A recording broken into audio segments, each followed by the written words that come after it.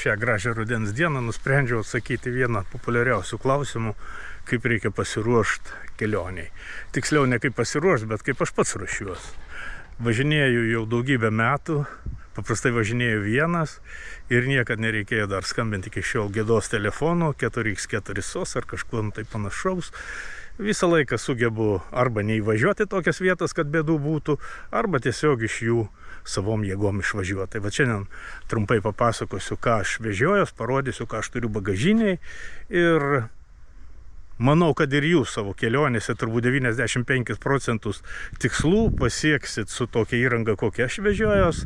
Ir, nebent jūs esat užkietėjęs tepalinis sliekas ir jums reikia balų kažkokių tai, kur iki kaklų įlysti purvus ir ieškoti galimybių. Bet jeigu esi normalus keliautojas, tai šitos įrangos tikrai, kad užtenka, kurią tuo jums parodysiu. Su šito automobiliu jau važinėju 6 metai ir nė karto nebuvo, kad iš kažkur neišvažiuočiau ar tiesiog negrįžčiau namo. Tai vat, mano nuomonė, pats svarbiausias dalykas automobiliui tai yra padangos. Ir pas mane šitos padangos nėra kažin kokios super didelės, tiesiog yra 32 colių universalios padangos, nelabai jos ir ant asfalto ūžia ir normaliai kabina ant purvo. Ir patikėkit, kad man jų pilnai mano kelionėse užtenka. Visi maršrutai, kurie yra sudaryti Safari LT, visi su šitais ratais, su šito automobiliu ir be jokios pašalinės pagalbos. Tai, kaip minėjau, pagrindinis dalykas, ką reikia automobiliui, nuo ko pradėti reikėtų, tai yra padangos. Turint geras padangas, tai praktiškai pravažiuosit visus maršrutus, kurie yra skirti standartiniams visureigiams. Aš dar turiu čia tokį dalyką, tai yra gervė, kuris nėra būtinas. Bet jeigu norit keliauti tuo maršrutu, kuris yra skirtas su gerve, tai jau tokį dalyką derėtų turėti. Po to aš parodysiu dar vieną gervės alternatyvą pačioj pabaigoj. Toliau dar, pas mane uždėtas snorkelis, bet tai tikrai nėra pats svarbiausias dalykas, nes Lietuvoje yra tokių brastų, balų, gilių, kur jo reikėtų, norint žinoma galima rasti. Bet aš iki šiol irgi būčiau išsivertęs ir be snorkelių. Tai va, iš tų 3 aptartų dalykų padangos, gervė ir snorkelis man labiausiai praverti ir labiausiai atsipirko investicija tai padangas. O dabar pabandykime užeiti svečius ir pažiūrėti, ką aš turiu bagažiniai. Visų pirma, matot, kad čia yra dvigubas dugnas ir visi mano pričindalai yra sukrauti po juo. Tai labai patogu ir daiktus susidėti, jeigu čia kažką tai dėduosi, dar po tinklų pakišu, kad nelakstytų po saloną. Tai va, pirmas mano reikalingiausias ir dažniausiai naudojamas daiktas, tai yra sudedamas stalas.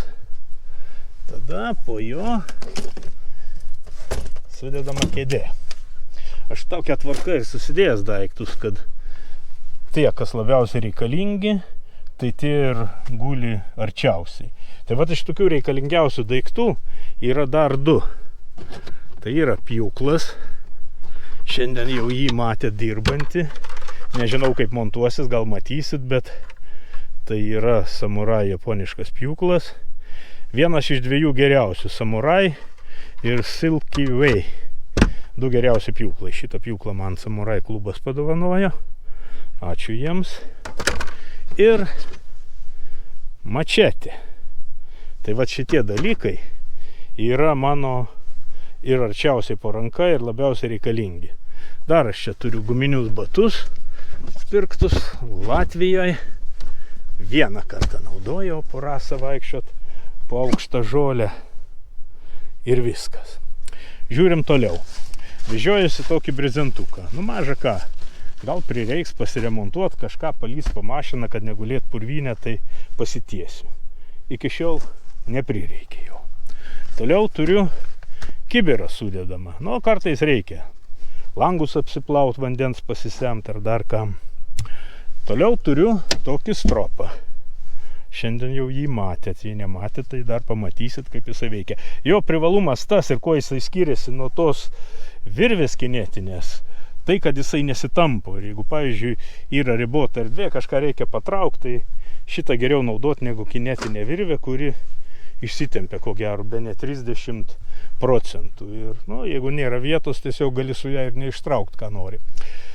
Toliau labai pačiam gale užkištas daiktas, kurio 6 metai važinėdamas dar nei karto nepanaudojau. Tai yra kastuvas. Ir atkreipkite dėmesį, kad mano kastuvas yra tiksliai pagal mano bagažinės ilgį. Nes jeigu jisai būtų ilgesnis, kai būna standartinis, tai tada jis netilptų taip kompaktiškai. O jeigu būtų trumpesnis, tai būtų kaip ir žaislinis. Tai vat aš jį tokį pasidariau, kad nebūtų ir žaislinis, ir kad normaliai kastų. Važiuojam toliau, nes visi pagrindiniai pričendalai, tai vat yra ten, pirmam aukšte. Pradėsim nuo kinetinės virvės. 6 metai, turiu galvoj, 6 metai su šito automobiliu vežiojus ją. Ir jinai dar nei karto nenaudota, švari. O jinai šitam futliare tokiam, vien dėl to, kad jeigu ją kažkur į purvynus įkiši, paskui nesinorės jos purvinos dėti bagažinę. Ir va dabar artėjam prie mano pagrindinės dėžės. Bet sprendžiant pagal tai, kad jinai taip giliai įkišta, tai aš ją pakankamai nedažnai ir naudoju.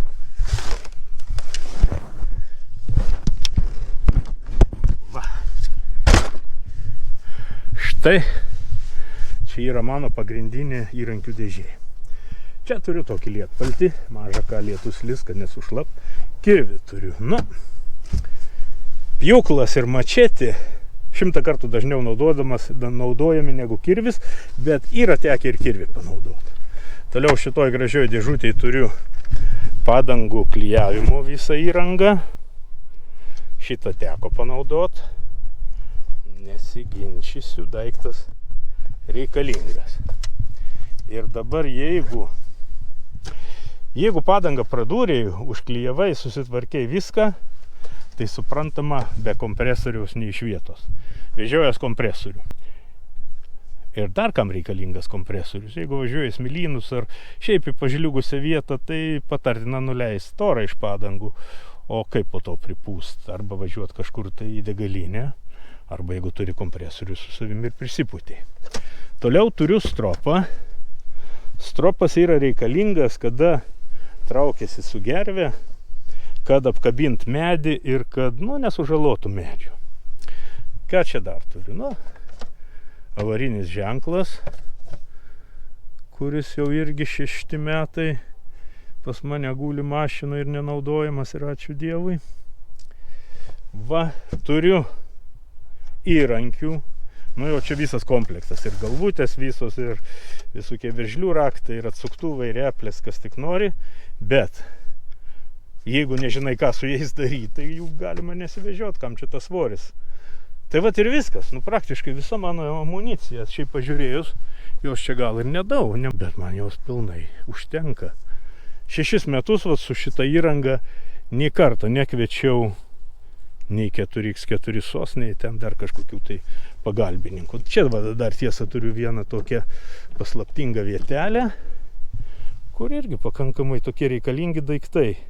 Ir po ranka, užtrauktukai, vadeškė, akumuliatorinis prožektoriukas, dega keletą valandų, jeigu vakare pasišviest. Tai va,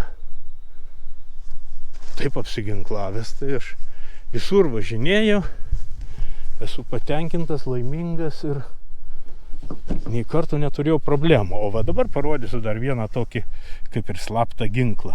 Tai yra rankinė gervė. Šiaip aš jos nesivežioju, pasiėmiau tik tai tam, kad parodyt. Žmonėm, kurie iš to duonos nevalgo ir epizodiškai išvažiuoja į mišką, tai šita gervė gal kai kuriais atvejais netgi yra geriau negu kad elektrinė.